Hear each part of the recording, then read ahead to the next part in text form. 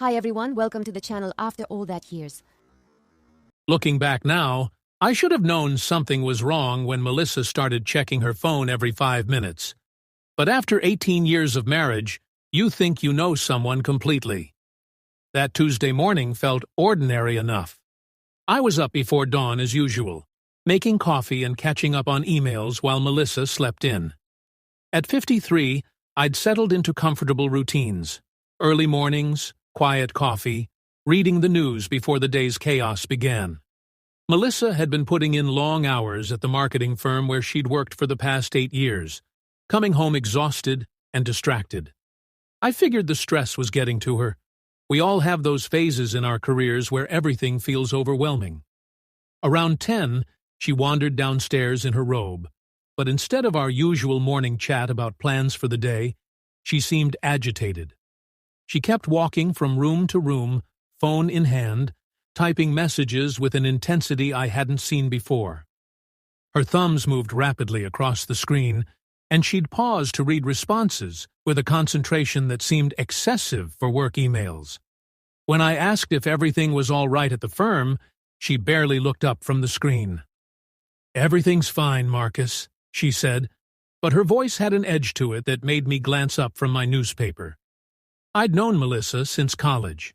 We met in a literature class when we were both 22, fell in love over discussions of Hemingway and late-night coffee sessions in the library. She'd always been expressive, someone who shared her thoughts freely. This distracted, almost secretive behavior was unlike her. By lunch, the atmosphere in our house had shifted completely. Melissa announced out of nowhere that she was going out that evening. "Going out where?" I asked, genuinely surprised. "Tracy wants to try that new place downtown. You know, the one with the rooftop bar they've been advertising." I hadn't heard Melissa mention Tracy in months, maybe longer. They used to be close when Melissa first started at the firm, grabbing drinks after work and attending company events together. But their friendship had gradually faded as Tracy got involved with someone and Melissa became more focused on advancing her career. Melissa wasn't typically one for spontaneous nights out either. She preferred quiet evenings at home, especially after stressful weeks at work. "I thought we were going to watch that documentary tonight," I said, trying not to sound disappointed. We'd planned to order takeout and catch up on a series about World War II that we'd both been wanting to see. Melissa's jaw tightened, and she set down her coffee mug with more force than necessary. "We always do what you want to do, Marcus. Can't I have one night to myself?" The accusation caught me off guard, because it wasn't accurate. We typically made decisions together, and I'd always encouraged her to maintain her friendships and interests, but I didn't want to start an argument over something that should have been simple. "Of course you can," I said carefully. "I just didn't expect it. That's all. You haven't mentioned going out with Tracy in a while." She softened slightly, perhaps realizing her reaction had been disproportionate. "I know. We've both been so busy. She called this morning and suggested we reconnect." "That sounds nice. I hope you two have fun." "I won't be late," she promised, but something in her tone made me think she wasn't entirely sure of that herself. That afternoon, Melissa spent considerable time getting ready, far more than she usually would for a casual evening with a female friend. I could hear her moving around upstairs, the hairdryer running, dresser drawers opening and closing repeatedly. The sounds of extensive preparation continued for over an hour. When she finally emerged from our bedroom that evening, I was genuinely taken aback. She wore a fitted navy dress that accentuated every curve, makeup applied with more care than she'd taken in months. Her hair fell in perfect waves around her shoulders, styled in a way that had clearly required significant effort. She looked absolutely stunning. But something about the level of effort she'd put in unsettled me. It seemed like she was dressing for someone specific, someone she wanted to impress. "You look beautiful," I said, and meant it completely. "Thanks," she replied curtly, grabbing her purse without meeting my eyes. There was an awkwardness between us that felt foreign after so many years together. Usually when Melissa dressed up, she'd ask for my opinion, model the outfit, make it a shared experience. This felt different, private, almost secretive. After she left, I tried to distract myself with the documentary we'd planned to watch together, but my mind kept wandering. Something about her behavior that day felt off. The secretive texting, the sudden plan to go out, the defensive reaction when I'd expressed surprise. By 10 o'clock, I found myself checking the time frequently. By 11, I was pacing our living room, unable to focus on anything. Melissa had said she wouldn't be late, but midnight came and went with no word from her. I considered texting but didn't want to seem controlling or paranoid. Maybe she and Tracy had really reconnected and lost track of time. Maybe they'd run into other people from work, and the evening had extended naturally. When 1 o'clock arrived, genuine worry began to set in. Even in college, even during her most social phases, Melissa had never been someone to stay out until all hours without at least sending a message. I found myself checking my phone every few minutes, making sure I hadn't missed a call or text. She finally walked through the door at nearly 3 in the morning. Her appearance immediately confirmed that something significant had happened during those hours she'd been away. Her carefully styled hair was mussed, her makeup smeared and partially removed. She moved with the deliberate caution of someone who'd had too much to drink, taking extra care with each step. "Melissa," I called from the living room, where I'd been sitting in the dark, unable to sleep. She froze in the hallway like someone caught doing something wrong. "I'm exhausted. Going straight to bed." But as she passed under the hallway light, I noticed details that made my stomach clench. Her lipstick was completely gone, not just faded, but entirely removed. There was something different about her scent, a cologne that definitely wasn't mine mixed with alcohol and cigarette smoke, though Melissa hadn't smoked in years. "How was your evening?" I asked, trying to keep my voice neutral and concerned rather than accusatory. "Fine. Just tired." She still wouldn't look directly at me. "Did you and Tracy have a good time reconnecting?" "Yes. Look, I really need to sleep. We can talk tomorrow." She brushed past me and headed upstairs, leaving me standing in our dimly lit living room with a growing sense of unease. Something about her demeanor, her appearance, the extremely late hour. It all felt wrong in ways I couldn't quite articulate, but couldn't ignore either. I lay awake for the rest of the night, replaying every detail. The way she'd prepared for the evening like it was something special. Her defensive reaction when I'd asked about her plans. The state she'd returned in, disheveled and evasive. Most troubling was her behavior. The lack of eye contact, the hurried retreat upstairs, the complete absence of the usual recap she'd normally provide after an evening out. The next morning brought no relief from the tension. Melissa was already dressed and drinking coffee when I came downstairs around 7, staring out the kitchen window with vacant eyes that seemed to be seeing something far away. The silence between us felt thick and uncomfortable, nothing like our usual easy morning conversations. "Morning," I ventured, trying to gauge her mood. "Morning," she replied without turning around. Her voice was flat, mechanical, devoid of the warmth I was accustomed to. She continued staring out the window as if I weren't there. I poured myself coffee and sat at the table, waiting for her to join me, or at least acknowledge my presence more fully. Instead, she remained standing by the window, gripping her mug with both hands. "How are you feeling?" I asked. "You got in pretty late." Her shoulders tensed visibly. "I'm fine. Must have been quite a night with Tracy. It's been a while since you two had that much to catch up on." "Marcus, I told you it was fine. Why do you keep asking?" The edge in her voice was sharp and defensive, in a way that was completely unlike her. We'd always been able to talk openly about everything, our days, our friends, our experiences. Even when we disagreed about things, we discussed them calmly.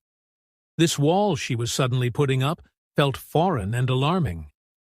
"I'm just interested," I said carefully. "We usually talk about our evenings. It's what we do."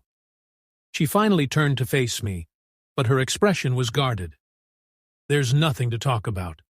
We went to that bar, had some drinks, caught up on work stuff and mutual friends. That's it." Her explanation was reasonable enough, but something about her delivery felt rehearsed, like she'd practiced these exact words. The Melissa I knew would have provided details naturally: what Tracy was up to, what they'd talked about, whether the new place was worth returning to. I decided not to push further that morning, hoping the tension would fade as she woke up fully and perhaps processed whatever had made her so defensive. Instead, I gave her space, focusing on my own morning routine and preparing for my workday. But the distance between us only seemed to intensify throughout that day.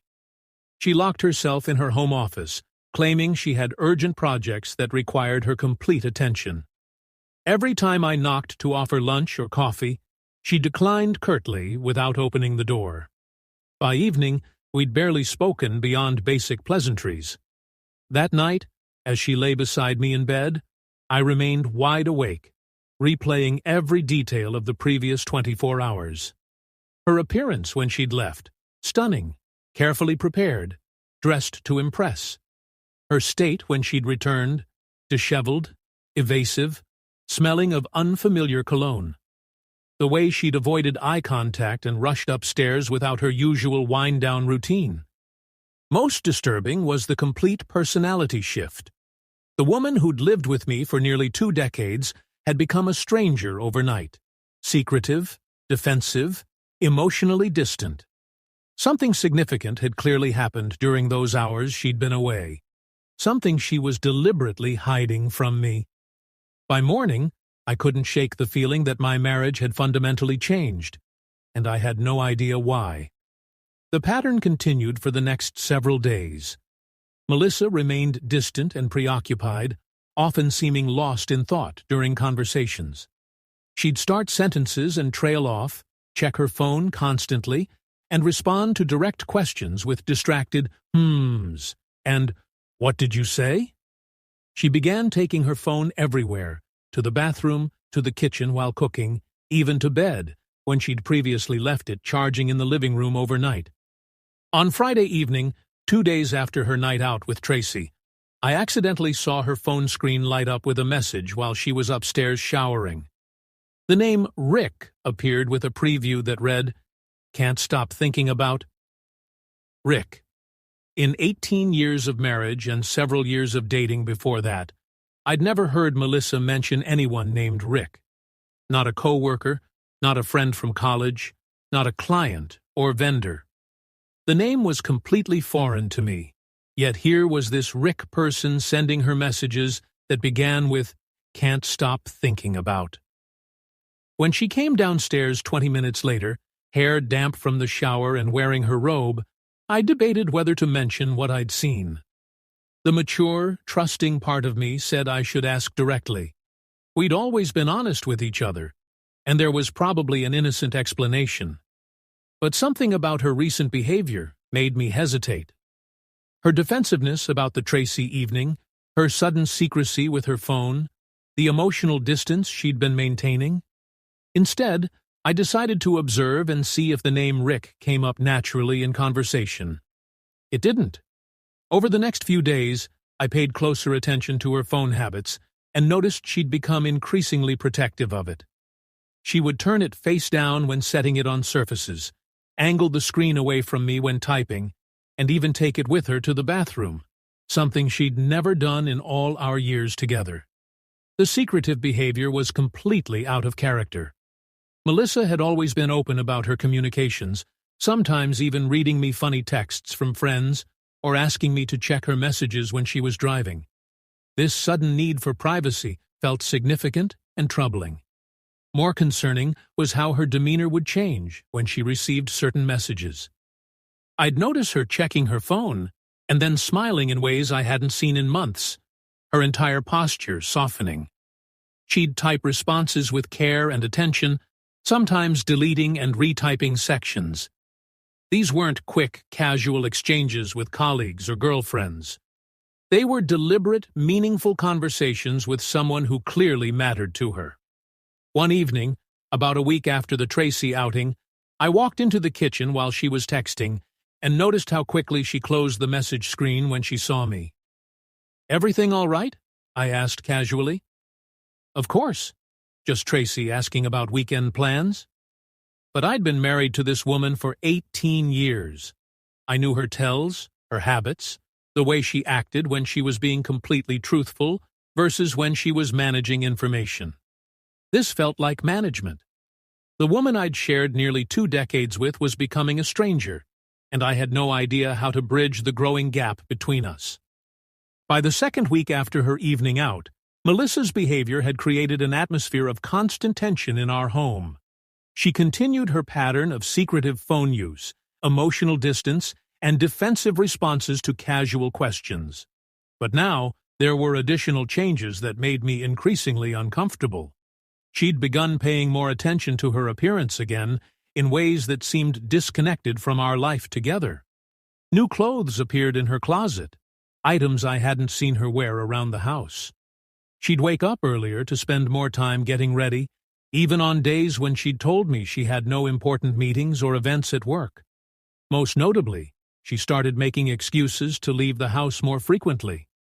Sudden errands that couldn't wait until weekends, lunch meetings with colleagues I'd never heard her mention before, after-work events that seemed to extend later and later. "I'll be home around 9" became, "I'll be home around 10", which became, "Don't wait up for me." Each time she left, she looked carefully put together in a way that felt deliberate and significant. Each time she returned, she seemed slightly disheveled and emotionally distant, as if she'd been somewhere that required her to shift back into wife mode. The final straw came on a Thursday evening when she announced she needed to work late to finish a project presentation. "Big client meeting tomorrow," she explained, gathering her things. "I'll probably be at the office until at least 10. I nodded and wished her luck, but something prompted me to drive by her office building around 9:30. The parking lot was nearly empty, and I could see that most of the floors were dark. Either Melissa was one of very few people working that late, or she wasn't there at all. I sat in my car for 20 minutes, watching the building. No sign of activity on her floor. No lights in the windows where I knew her department was located.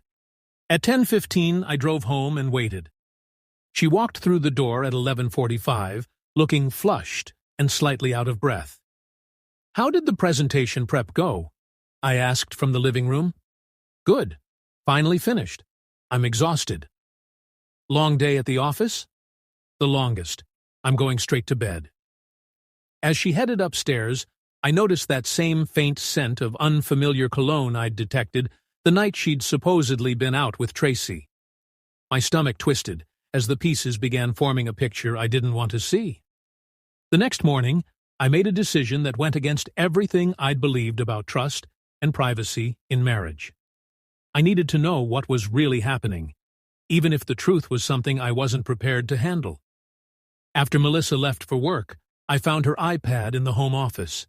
She'd been less careful about securing it than her phone, and it was still logged into her iMessage account. The conversation with Rick was right there, and reading it felt like watching my marriage dissolve in real time. "Rick, last night was incredible. I can't stop thinking about you. Melissa, I feel so guilty about this. Marcus is a good man who doesn't deserve to be lied to. Rick, you deserve to be happy, Mel. You've been going through the motions for years. Don't overthink this. Melissa, but this is so complicated. I've never done anything like this before. Rick, it's only complicated if you make it complicated. What he doesn't know won't hurt him. Melissa, I know, but I hate lying to him. He asked about my presentation last night, and I just looked him in the eye and made something up. Rick, you're not happy in your marriage. That's not your fault or his. Sometimes we have to prioritize our own happiness. I scrolled up through weeks of messages, watching their relationship develop from casual flirtation to emotional intimacy to what was clearly a full-blown affair. The messages revealed that Tracy had indeed introduced them that first night, but Melissa had been meeting Rick regularly since then. Lunch dates, after-work drinks, and evening encounters she'd been covering with increasingly elaborate lies. The most recent exchange showed they had plans to meet that very evening. Rick: same place as usual? 7 p.m.? Melissa: I'll be there. I told Marcus I have a dinner meeting with a client. Rick: can't wait to see you. I missed you yesterday. Melissa: missed you too. I stared at the screen, my hands trembling as the full scope of her deception became clear. This wasn't a momentary lapse in judgment, or an emotional connection that had gotten slightly out of hand. This was a systematic betrayal involving careful planning, elaborate lies, and regular meetings she'd been concealing for weeks. The woman I'd trusted completely had been living a double life, looking me in the eye each day while maintaining an intimate relationship with another man. Every evening she'd claimed to be working late, every sudden errand, every explanation for her changed behavior. All of it had been carefully constructed fiction designed to hide her affair. I put the iPad back exactly where I'd found it and spent the rest of the day trying to process what I'd learned. The anger was overwhelming, but beneath it was a deeper pain. The realization that the person I'd built my life around was someone I apparently didn't know at all. That evening, I watched Melissa prepare for what she'd told me was a dinner meeting with a potential client. She chose her outfit carefully, spent extra time on her makeup, and kissed me goodbye with lips that would be kissing someone else within hours. "Don't wait up," she said. "These client dinners can go pretty late." "Good luck with the presentation," I replied, knowing there was no presentation, no client, no business dinner. After she left, I found myself driving to the restaurant where she'd claimed to be meeting this fictional client, a place downtown that we'd been to together several times for special occasions. I parked across the street and waited, feeling like a private investigator in my own marriage. Melissa never showed up there. Instead, I drove to the area where I suspected she might actually be, a trendy part of downtown with several upscale bars and restaurants that would appeal to someone trying to impress a new romantic interest. On my third attempt, I spotted her car parked outside a wine bar we'd never been to together. Through the large front windows, I could see her sitting at a corner table with a man I didn't recognize. Tall, athletic, probably in his early 40s, with the kind of confident demeanor that suggested he was used to getting attention from women. They were leaning toward each other across the small table, talking intimately, her hand resting on his arm in a gesture of easy familiarity. As I watched, he reached across the table and touched her cheek, in a gesture so tender and intimate that my heart broke completely. She leaned into his touch and smiled in a way I hadn't seen directed at me in months, maybe years.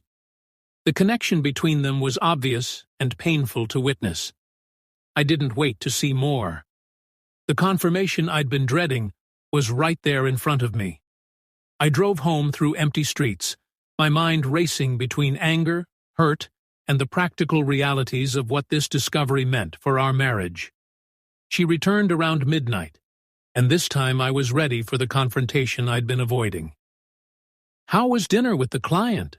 I asked when she walked in, my voice carefully controlled. "Good. Promising. She's interested in moving forward with the campaign." "That's interesting," I said, standing up from the couch. "What's her name?" "Linda. Linda Patterson. She runs a boutique marketing firm."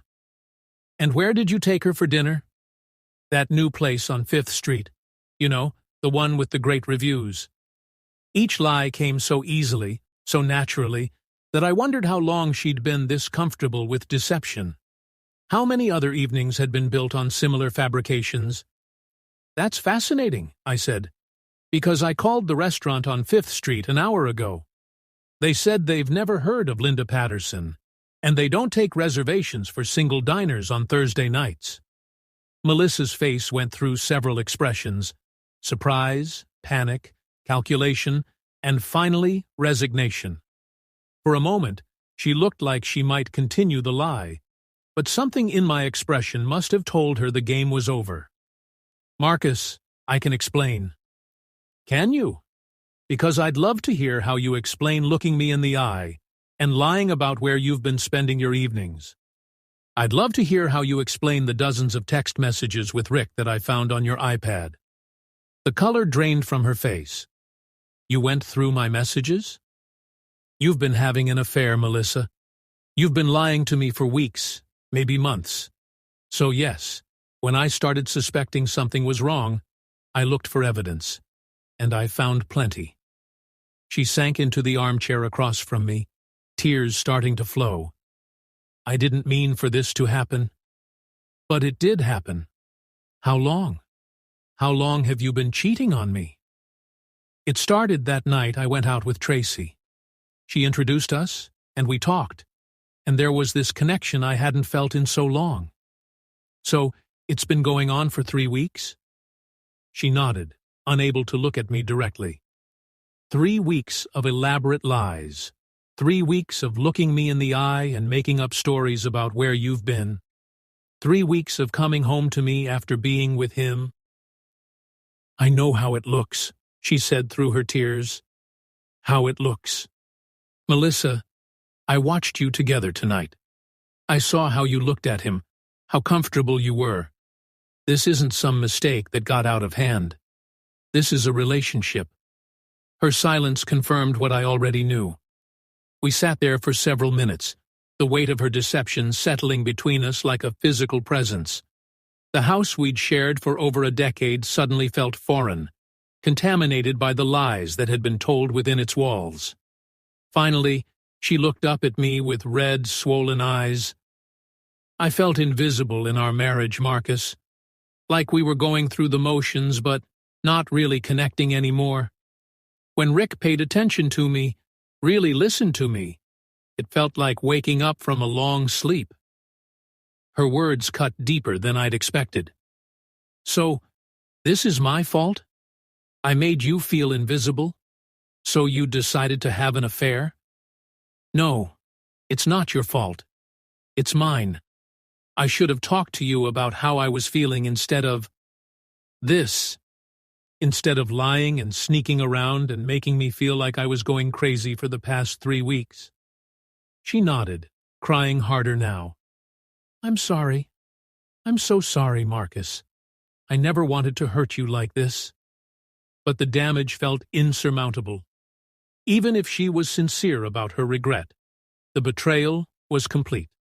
She had shared the most intimate parts of herself with another man while withholding them from me. She had lied to me repeatedly, elaborately, looking me in the eye and constructing false narratives while building a secret relationship I knew nothing about. "I need time to think," I said finally. "Please, don't leave," she whispered. "We can fix this. I'll end it with Rick immediately. I'll do whatever it takes to rebuild your trust." I looked at my wife, really looked at her, and realized I no longer knew who she was. The person I'd trusted completely had revealed herself to be someone capable of sophisticated deception. The foundation of everything we'd built together felt irreparably damaged. "I don't know if we can fix this, Melissa. I don't know if I want to try." The words hung in the air between us, final and devastating. As I headed upstairs to the guest room, I could hear her sobbing in the living room, but I felt emotionally exhausted, beyond the reach of her tears. The next few days were a special kind of torture. Melissa tried desperately to repair what she'd broken, making elaborate meals I couldn't taste, leaving apologetic notes I couldn't bear to read fully, offering to show me her phone and email accounts as proof she'd ended things with Rick. But trust, once shattered so completely, doesn't heal quickly or easily. Every time she left the house, even for legitimate errands, I wondered if she was really going where she said. Every time her phone buzzed, I felt a spike of anxiety and suspicion. The paranoia was exhausting and corrosive, turning me into someone I didn't recognize. I started sleeping in the guest room. The physical distance felt necessary, even though it clearly hurt her. She would knock softly on the door some evenings, asking if we could talk, but I wasn't ready for those conversations yet. I needed space to process the magnitude of what had happened and what it meant for our future. A week after our confrontation, I found her crying at the kitchen table early one morning, staring at her untouched coffee with the hollow expression of someone who hadn't slept. "I think we should try counseling," she said, without looking up. The suggestion surprised me. Throughout our marriage, Melissa had always been skeptical of therapy, preferring to handle problems privately between us.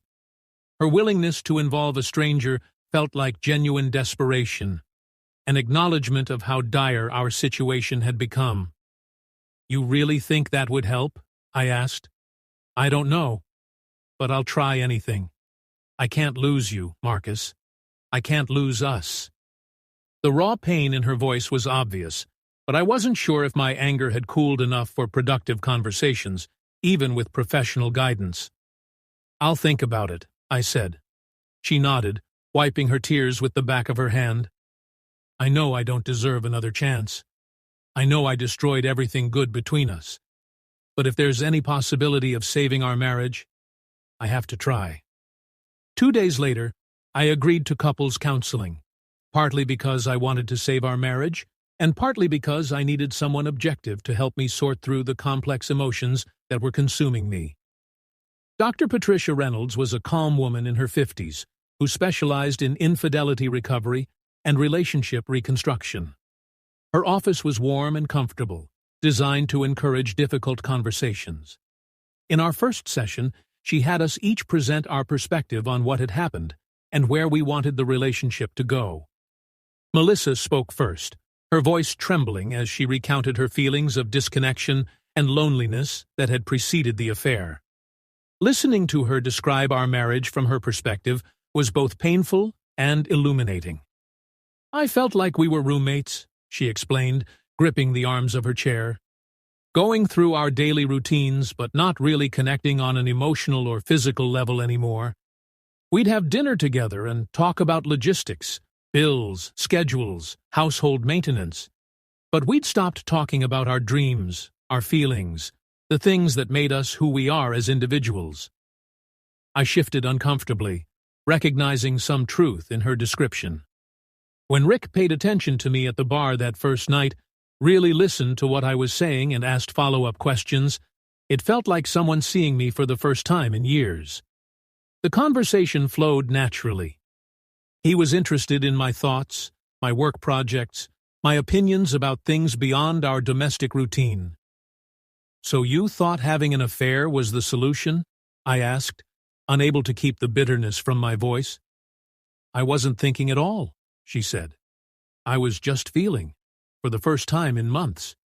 The attention felt intoxicating after feeling invisible for so long."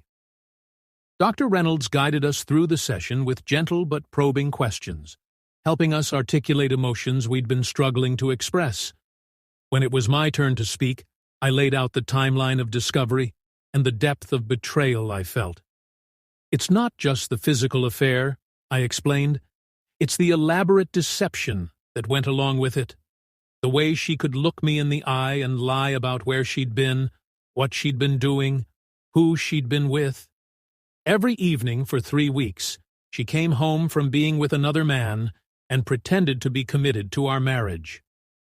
"I understand why that feels like a fundamental violation of trust," Dr. Reynolds said. "It is a fundamental violation," I continued. "I don't know how to reconcile the woman I thought I married with someone capable of that level of systematic deception." The session ended without any clear resolution, but for the first time in weeks, I felt like we were at least addressing the wounds instead of ignoring them or trying to patch them over with apologies and promises. That night, as we sat in our living room maintaining the careful distance that had become our new normal, Melissa broke the silence. "Thank you for agreeing to try counseling," she said quietly. I didn't respond immediately, but eventually gave her a small nod. It wasn't much, but it felt like the first step toward something that might eventually resemble healing. The counseling sessions became a weekly fixture over the next month. Dr. Reynolds introduced us to communication exercises designed to rebuild emotional intimacy and trust-building activities that felt awkward at first but gradually became more natural. Progress was slow and often frustrating. Some days, I thought we might actually recover from this catastrophic breach. Other days, I felt like I was forcing myself to love someone who had fundamentally changed. Melissa was clearly working hard to rebuild what she'd destroyed.